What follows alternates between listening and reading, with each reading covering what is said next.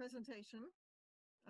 Kathie, do you want to just go ahead and give us a quick intro on your background and how you got involved with the Cybersecurity Collaborative and what it is from a very high level before we get started here? Thank you so much, Dawn. I appreciate it.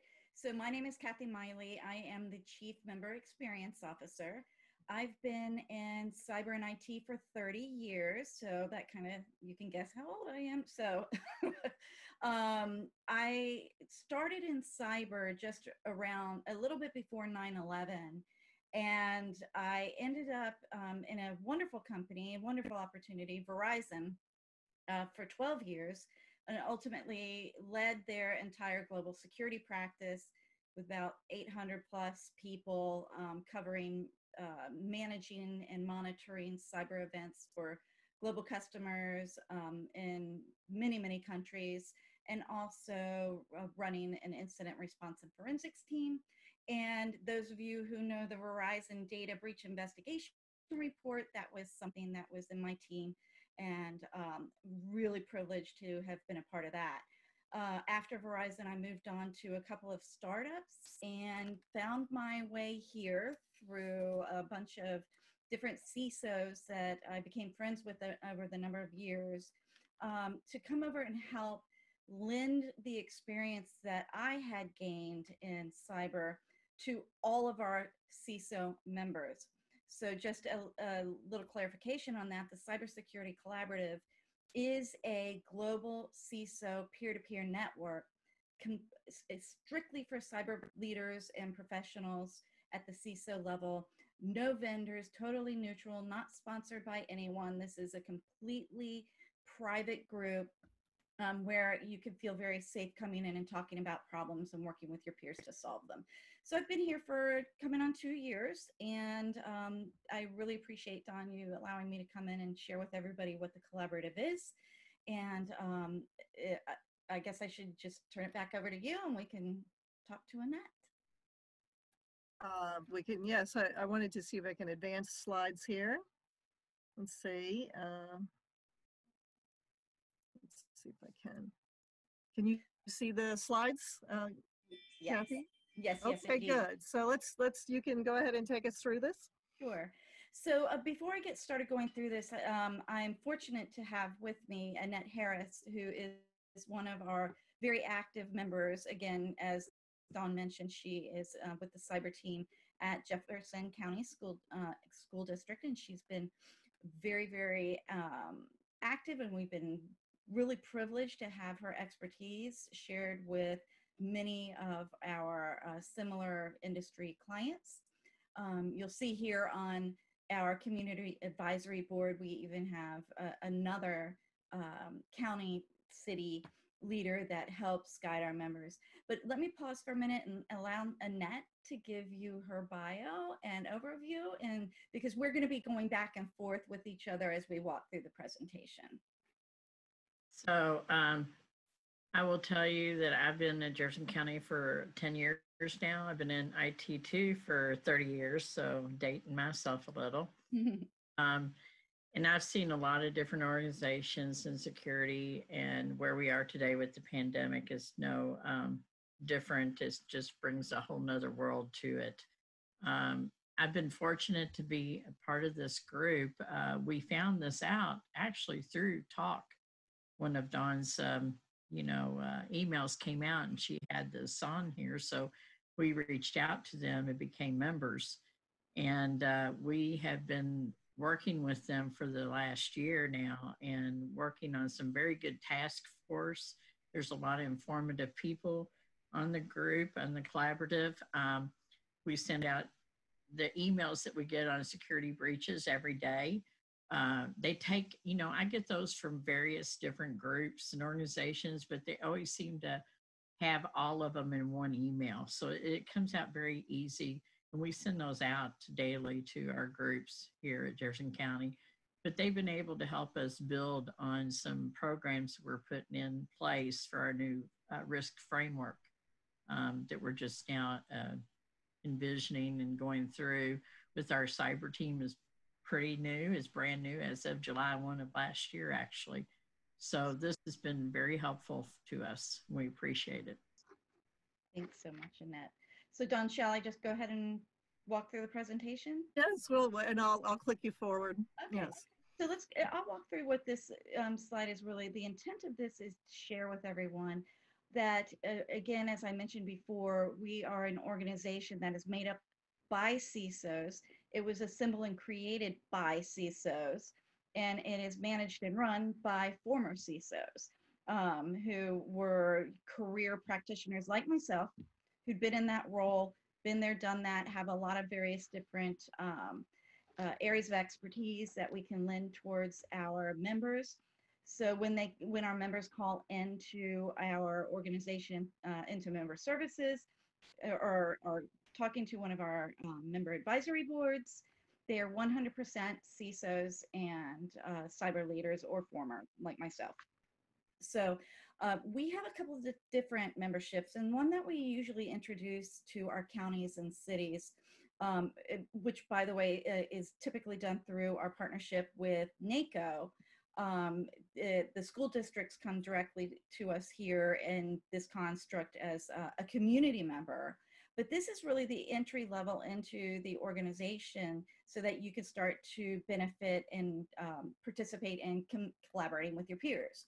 So we selected a group of people who have been instrumental in not only joining our task forces, which I'll explain, but also writing a lot of the content that we post in a private members only portal for them to access and use in their security program. So, and moving on, I can't express enough that we don't allow vendors, because you'll see a lot of various different organizations that have roundtables, get-togethers, virtual meetings like this, but they're typically sponsored by, fill in the blank security provider or consulting firm who wants to meet the CISOs, hear about their issues, and then of course sell them their product. We don't condone that. We don't allow vendors into the membership, and we do that very, very specifically to protect our members against, the ultimate, on and on and on sales pitches that they get from various different providers. So we do a good job of shielding them from that. Now, do we talk about different technologies and different providers? Of course we do. We want to share our experiences across the board, and if a member wants to know what VPN solution that they should go with, we can jump on a call with 20 CISOs and everybody can talk about their experiences, but never, ever, ever would we have a vendor on the call. So we have a virtual Q&A. So inside of our member portal, you can log in and access all of the content, for example, that Annette was talking about. In particular, our premier piece that is inside of the portal and has its own dedicated landing page is what we call the Security and IT Leaders Handbook. And we've assembled this, myself and Stephen Young, who is the former CISO of Kellogg's. He authored, I co-wrote with him this guide to help people implement a comprehensive cyber program for their organization from end to end in order of how we believe that it should be addressed. But then also for those who have existing programs to just be able to jump right to the section that they're having a challenge with and get all of the information that they need. Now, within all of these areas within the handbook, or whether it's a webinar or any other content, we have an area for our members to go ahead and engage with the authors and subject matter experts to ask questions on the portal, get answers back. And we do it that way so all of our other members can see what questions are being asked and what the answers are. So this takes a webinar, for example, that might have been done 2 years ago and would have been typically outdated, and makes it an ongoing, evolving, current, relevant artifact for our members to continue and engage in. So yeah, I think that's pretty much what covers this. A little bit of background on our community members. Anthony Harvey is CISO of the city of Alexandria. It's going to be housing a lot of the employees that are going to be moving into the area to populate the Amazon organization that's moving here as their second headquarters in the Washington, D.C. area. So he's got a lot on his shoulders. Kate Mullins, who is a healthcare expert, and she has, Kathleen Mullen, you'll see her on LinkedIn, just a lot of contributions that go to those who have issues in managing healthcare related data and regulations. And then we have Mark Sachs, who I was privileged enough to work with at Verizon for a number of years, but Mark in particular ran the Energy Information Sharing and Analysis Center, the ISACs. So he brings to us that oil, that gas, that utility, that rural cooperative perspective and expertise to lend to the group. And then Mike Hanna, who is the CISO of the US Navy, boy, does he have a big perspective to lend to our members. And that's the type of diverse folks that we want to have on the community member board, and we have one for corporate, so that, you know, we don't become myopically focused in one industry versus another. And then our ambassadors are all former CISOs in their own right. They're not on our task forces or anything like that, but they are there for additional subject matter experts for our CISOs to reach out to. Oh, and the Chatham House rules thing, let me just comment on that. What goes on in the collaborative stays in the collaborative, sort of the funny Las Vegas theme, but anything said within the collaborative, a discussion, a private member meeting, never, ever, ever leaves. That is written into our member agreement. If we found a member that had shared some information that went on, they would no longer be a member. That is a really important thing to us, that we maintain and keep the privacy of all of our members at one of our primary mission areas. Annette, do you have anything you wanted to add into that? No, but I will say that everybody that we've interacted with on task force that we've been on and other items, you know, they have been very, very informative. I mean, all the way to the legal extent as well. And that's very important when you deal with IT and all the legal securities that's surrounding it too. Yeah, thank you for that. So I'm member experience officer, so I run all of the interactions with our members, and I also participate in the task forces, but I'm also a certified HIPAA security expert. I'm a certified HIPAA privacy expert. I'm certified in Lean Six Sigma. I am certified in all different ISACA things. So we take it very seriously that every employee here, no matter member services or an ambassador such as you see, is an expert in cyber. Okay. All right, and so what you're seeing now is actually a view of what our members see when they log into our portal and want to access some of our content. So basically we have a little card for each piece of content, and it has a quick abstract about what it is, whether it's member contributed or provided content, or whether it's something we put together, we identify that. But you'll see that all of this content here that's used as just a screenshot has been provided by our member, with the members, with the exception of the lower middle, which was something that was really important. It was, you know, on the critical infrastructure workforce, but it's a publicly available document by CISA, but it's still so important we wanted to bring it to, you know, top of mind with our members. But, and then you'll see that the top row, those are all new pieces of content that we started creating as a result of the pandemic quarantine. So something that, you know, nobody in our lifetime has ever experienced, a pandemic that caused the entire shutdown of facilities where everybody had to go home and work.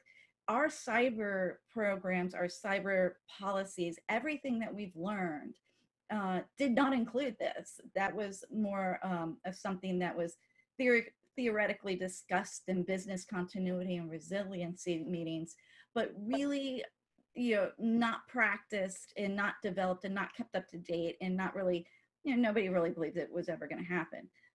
Lots of people did, but it was just one of those things that was on the low probability spectrum. So when it hit and all these things started happening, our members came together, our entire member base came together on multiple calls, and it was like, okay, here's what I need. Can I use Zoom? Oh my gosh. I don't have a remote work policy for employees. How do I handle them working on their home computers versus having a corporate asset? And oh goodness, we only have desktops for most of our employees, but now they're working from home. So should we buy laptops and send them to them? How do we track that? How do we govern that? How do we keep those secure?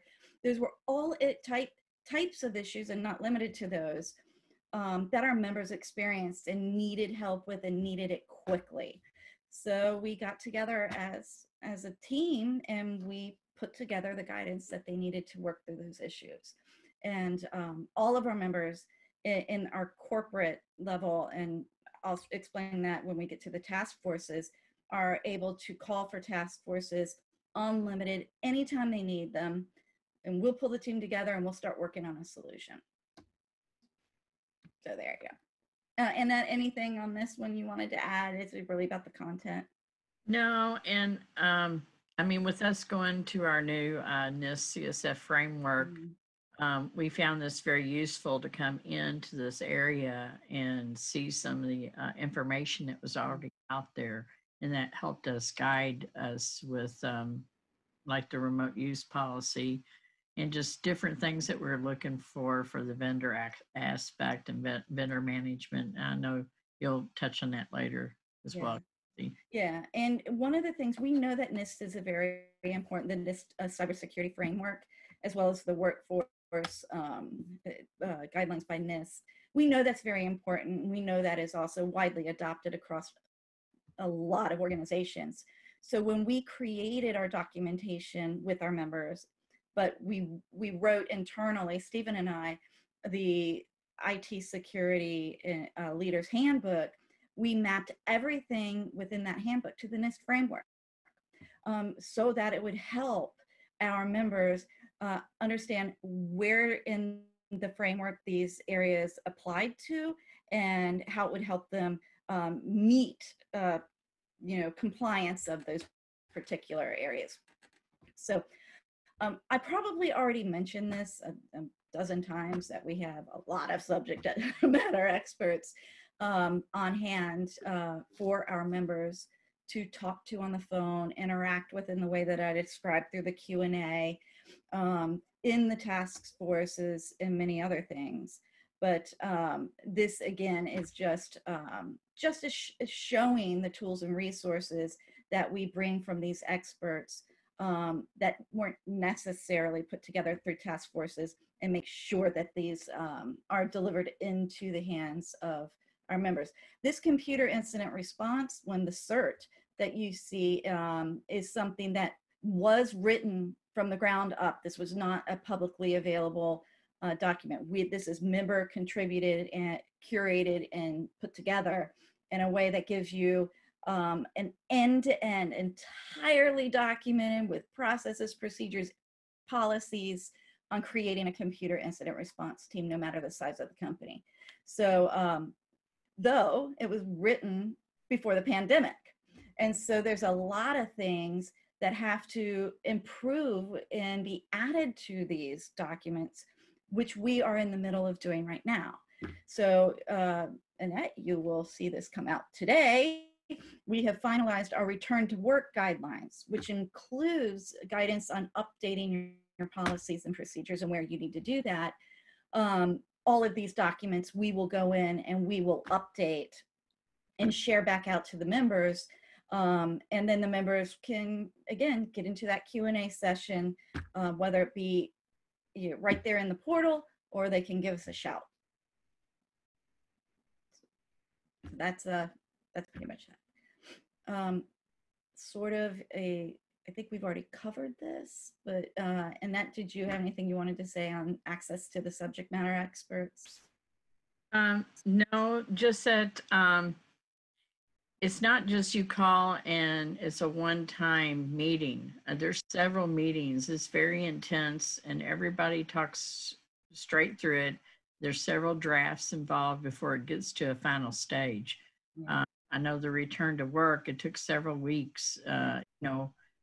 Yesterday was 3 months to the date since we were sent home and remote worked.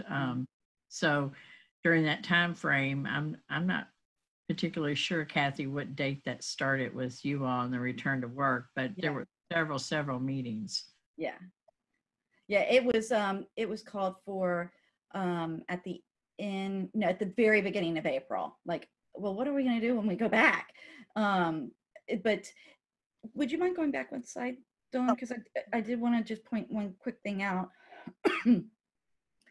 So task forces aside, conversations that we have in Q&As aside, sometimes our members get together and say, hey, let's just get everybody together and talk about fill in the blank subject matter content, and we pull those calls together.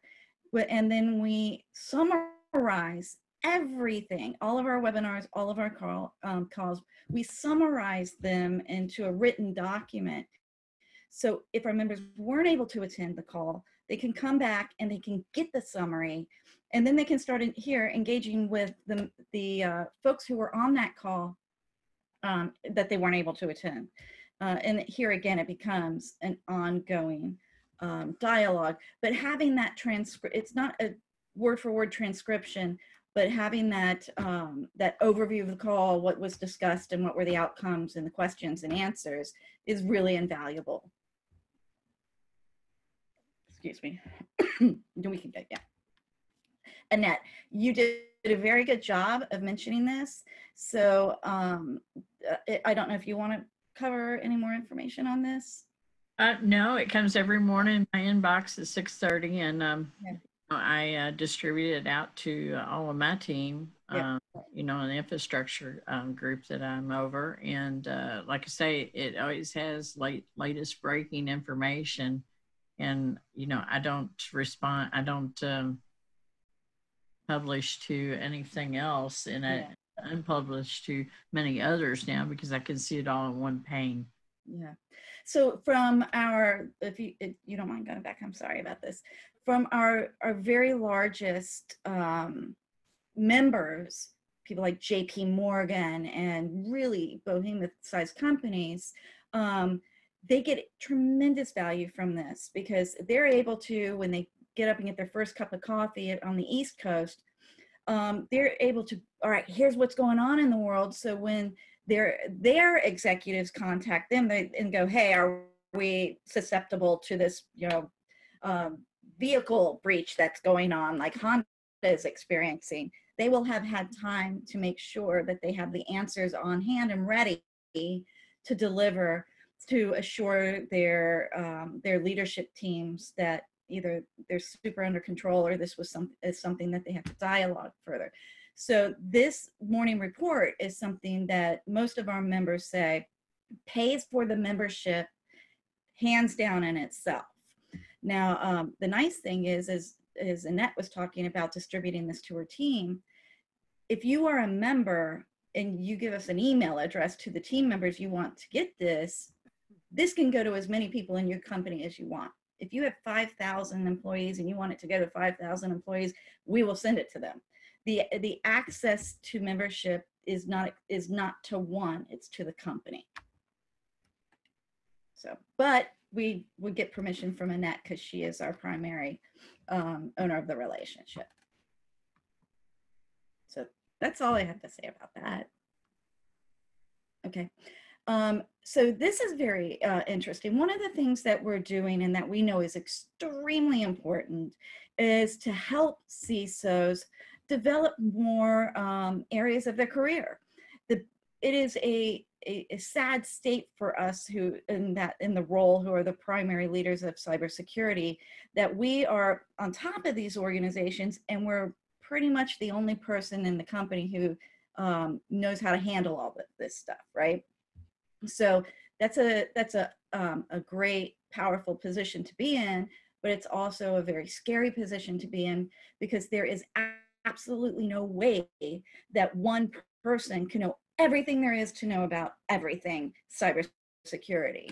So not just from, and I'm not talking about technical widgets or CVE reports that are sent out. I'm talking about how do we manage a breach? How do we manage communicating to the public?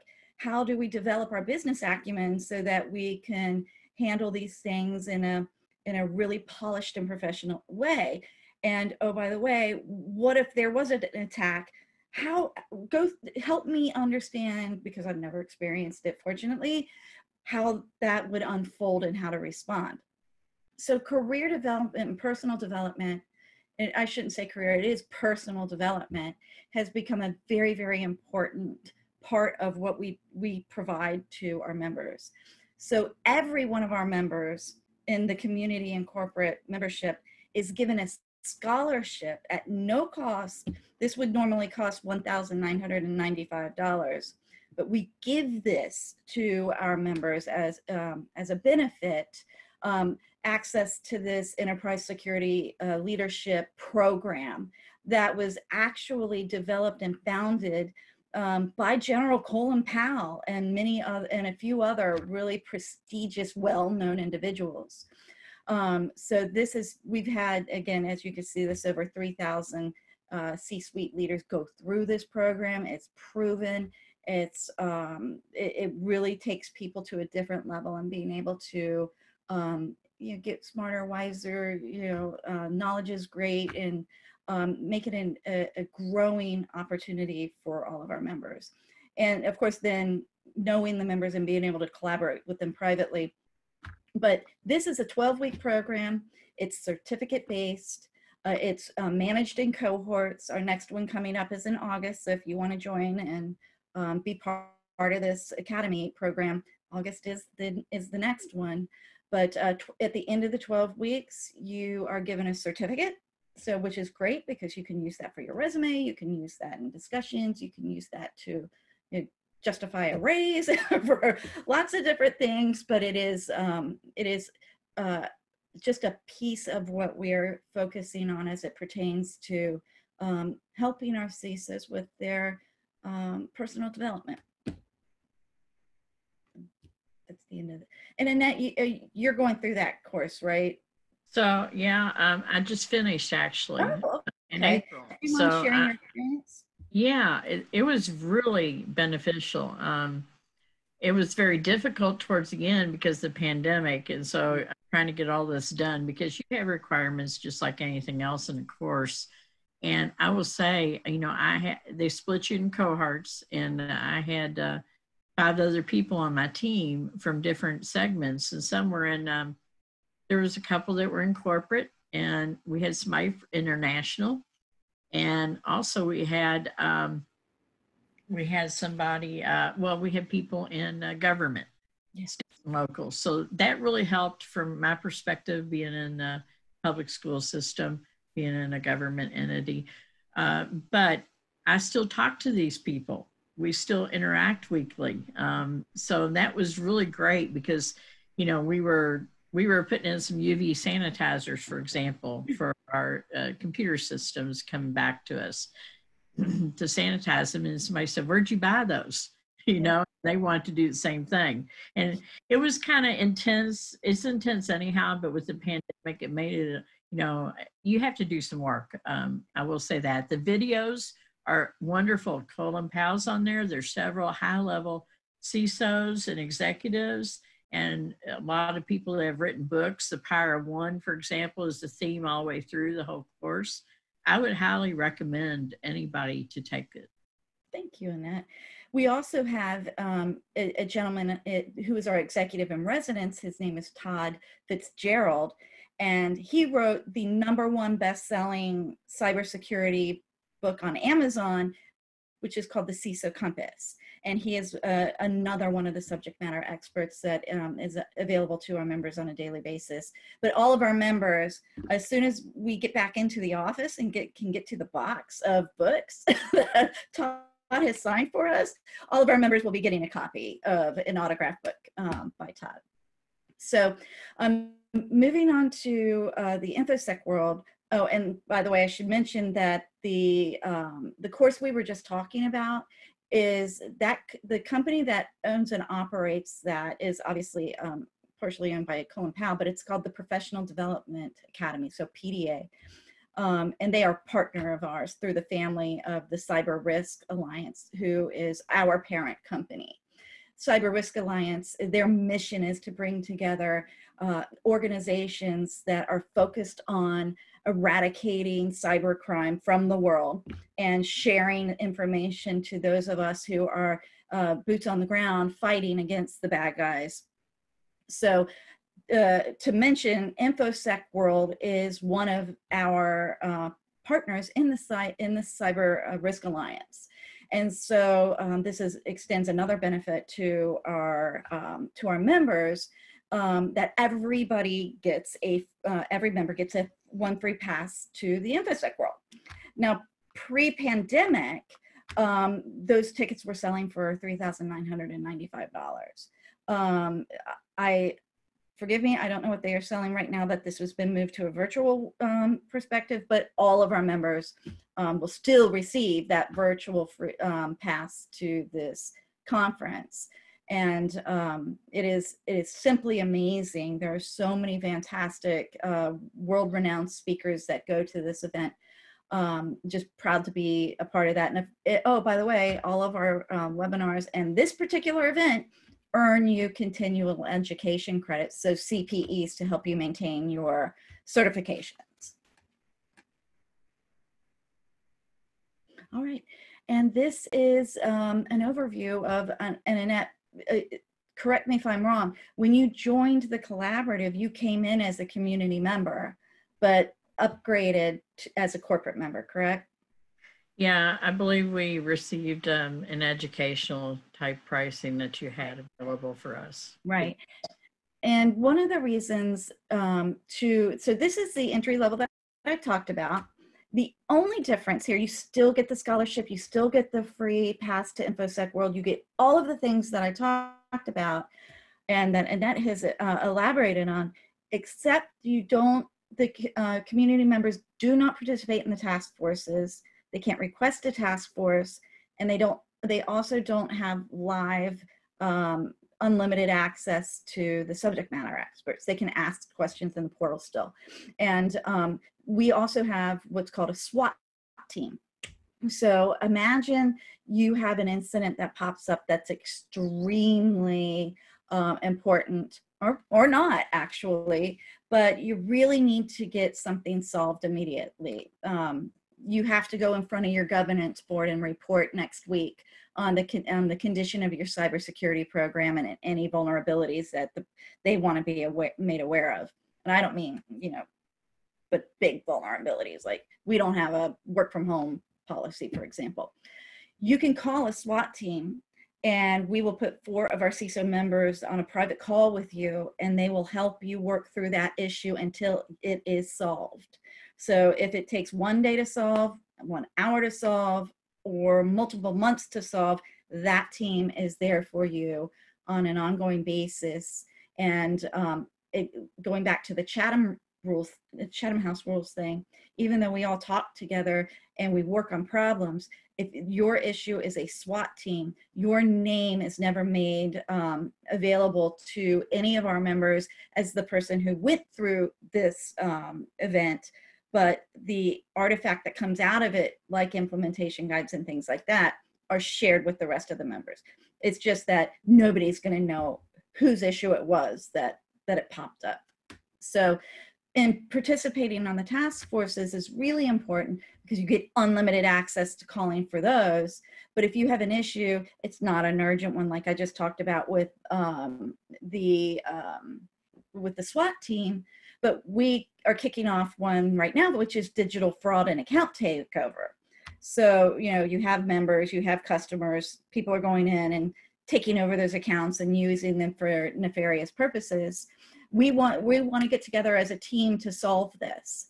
And it's great to work together with your peers, just bouncing ideas off of each other, and also bringing your team into these task forces to help them learn, even if on just a listen perspective. But that is the value of upgrading to a corporate member that Annette did. So here's, for example, Jeremy, that quote at the end, just to mention, he joined on May 27th. And since then, he's contacted us a couple of different times for issues that he's needed, solved them all right away. And he couldn't be more thrilled. He feels that just within 2 weeks, he's paid for the membership himself out of that. That's all. I hope I didn't go too far over. Oh, no, you're good. You have plenty of time. So if anyone has any questions, they can put them in the chat box. Annette, would you like to give us a little bit of overview of the kind of departments you oversee, and Sure. What are some of the very specific things where you were able to really ask questions from the portal that were really valuable? So, I mean, I will just say at a top level and hit what Kathie was saying, that, you know, we have a small staff for IT in general at JCPS. Of course, you know, we're the 29th largest school district in the U.S. We have over right about 100,000 students, 16,000 staff. If you look at it from an enterprise business standpoint, we are, an enterprise business, but our business is educating children. So that said, we have all the enterprise type environment that we have to deal with, and all the threats just like somebody else would have. And, you know, I hate to say it in this perspective, but we, you know, with 100,000 kids and 16,000 employees, you got 116,000 threats out there, you know. So we did not have a framework per se, because education, if you look at it in general, they don't have frameworks like an enterprise business would. So we went through a risk assessment a couple of years ago, and we were wanting to adopt a framework. We found out that the New York State Public Schools adopted the NIST CSF, which is fairly new. So we adopted that as well. Now we've been laying out the groundwork within the framework.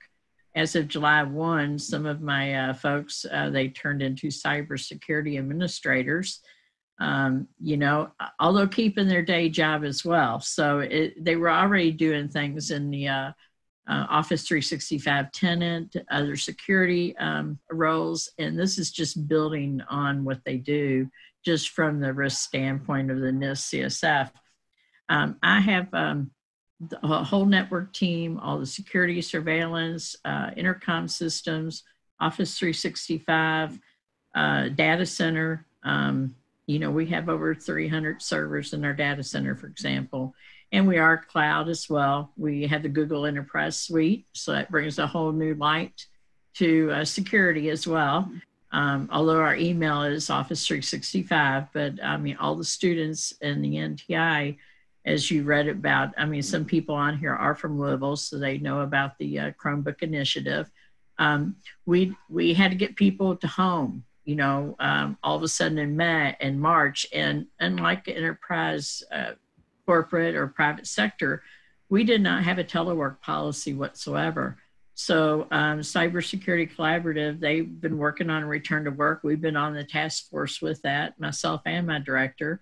And it's been very valuable to see what everybody else is doing, and we can add in the flavor from the education side as well. But we have a vast amount of security in our environment. I think somebody just asked me about security awareness, and yes, we're just adopting security awareness. We bought the Know Before platform. It was cost. For the cost, it gives us a lot of benefit that we can do. And so we have a whole task force on security awareness, and we are promoting that out. It's in pilot mode right now, and it will be going out to the students and parents as well eventually. So that's a good question. So, and we just did a task force. Our last meeting, our task force meeting on security awareness and creating that program for our members, or I shouldn't say creating the program, but improving the areas of current programs in relation to what everybody's been experiencing. That wraps up today, and a document is going to go out to all of our members within the next couple of weeks that they can then take and integrate into their programs to improve it to manage conditions like what we've all been going through. So, and since we don't have a CISO either, this is a virtual CISO to us. We have some internal and external audit partners in our environment. And so we've been able to go in here and get information, but we did go to the Cybersecurity Collaborative and we asked, can you help us out with vendor management? You know, we didn't have if you could see the amount of software, you know, when a teacher or anybody goes to a conference, they come back. And of course, everybody wants to value the education of kids and get the best for children out there and educate them. But it also comes with some security with software as well. You know, we've seen everything shift. Now it's 80% in the cloud and 20%, you know, premise-based basically. And we still have a lot of premise-based servers and things like that for things that we do. But I mean, we have a full-fledged ERP system. We have student information. We have to look at PII for students and FERPA. There's a whole nother gamut of things that you have to look at on the education side. And also we have HIPAA occasionally as well. You know, especially with this pandemic, I can see that coming out more with the temperature checks and health checks and things like that. So right. Task Force has helped us a whole lot with the vendor management program. We've been working on that now for a couple months, and they're getting ready to send the final document to us. They pulled together a whole group of people, and my director and myself have been on all the calls, and they have given us, you know, they questioned us, what we do, this and this, and it's helped us a whole lot. And in fact, our CIO has created a software task force now to get other business partners involved in academics. It's always fallen on IT, you know, and when it comes to us, we're like, no, you can't do these things. You do this, this, and this, and, you know, and then we're the bad people and we hold everything up. So and I think it's that way in corporate sector as well in some avenues, because IT kind of looks at things. And so that way we get everybody involved and everybody at the table and everybody understands the awareness is I think the biggest part of it. Yeah. Well, the big question, are we starting school on time this year? Oh, you know what? They've got they have a first day task force that they've had year round. They meet every week. They've created a whole nother task force called the Pandemic Task Force. And so they're looking at all the alternatives that, you know, our state, our governor has put on the KDE website, all the different procedures that you have to follow. And, you know, for us, it's a lot of logistics. I'm not in either one of those. And You're not?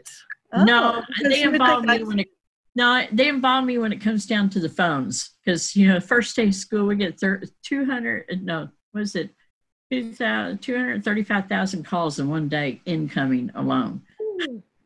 So they have special, you know, call centers set up just to handle that volume. But I mean, they come back, you know, to us if they have questions. But when it comes to the actual pandemic, they're looking at more of logistics and how the buildings are going to be. You know, you've got buildings that have been sitting for 2 months. You know, things happen in buildings. You have to flush out water systems. You have kinds of things. So they're getting close. I mean, they're doing summer with the hybrid learning, you know. They're doing at home. They let the students keep their Chromebooks at home so they could do learning through a backpack summer league. They're also doing, I know they're looking at that partially for the fall. I can't say for sure what their intentions are, but fortunately we were in a good place because we have people in the district that had the Google Classroom and Backpack League going that they can do their assignments. So we were already positioned at that point for the pandemic for the students. And then, you know, we were able to get some hot spots out to those that didn't have internet. So they're looking at everything. I don't think they'll start early. I don't see that, but hopefully they'll start on time. Oh, somebody asked about Chromebooks. So what happened was, and I have about 20 coordinators or field tech boots on the ground in my staff, and there's another group in IT that has other care coordinators as well. We took the top 50 schools that had Chromebooks, And we went out and we found, you know, we had to go through and make sure everything was functioning, this and that. And they brought them all back, and we actually packaged and shipped them out to homes for the Chromebook. We found about 25,000 of them, about 22,000, I think, went to students' homes. They did not have any sort of instructional device at home whatsoever to use. So those were the first people that they looked at. And then, of course, most of the people, and then they had packets they could pick up at lunch sites to do manual work as well. So the answer to, does everybody have Chromebooks? No, but there's an initiative for one to everyone is what it's called, that we want to see everybody have those one-to-one. We're not one-to-one totally. We have iPads that are one-to-one with the VERIZON grants. And we have Windows devices out there too. We have everything you can think of when it comes to devices. So it creates a good security footprint for us as well. So heck, a lot of experience that you can share with everybody, Annette. Yeah. I'll answer the other questions about, you do not have to be a CISO to join the collaborative. There are some calls that happen that are only for CISOs, but we have lots of people who join who are sole practitioners or just cyber individuals looking to really scale up their individual careers and acumen. Absolutely. You can even be in IT and join. Our goal is simply to just make everybody smarter and make the world more secure. So, Kathie, can you put in the chat box the phone number to contact you if they're interested, and then you could even read it for the Facebook people. We're going to wrap up here. This is our second session for the Talk Cybersecurity Summit, and if you want to go into the next session, you can do it on Facebook Live, or you can go and register on Eventbrite. I'm Dawn YANKEELOV, Executive Director of TALK, the Technology Association of Louisville, Kentucky. And we thank you for participating today, and visit us at talklou.com for more events. We are starting Tech Girls online for youth, middle school particularly, next week. So there's some information up on our site about that. All right, then. Well, thank you guys for participating, and we're going to conclude. Kathie, you want to read the key information or give them their email address if they have more questions? Sure. So our website is cyberleadersunite.com. If you're interested in anything about us, please go to the website. Please just fill out a form and it'll get over to us. You can I'm going to put Stuart Cohen's contact information in the chat. But also, we had so much of a talk with NIST. We have Dr. Ron Ross, who's a fellow at NIST, doing a webinar for us on July 9th. And you can register for that event. It's open to everyone on the website as well. Again, it's cyberleadersunite.com. All right, well, thank you so much, everyone.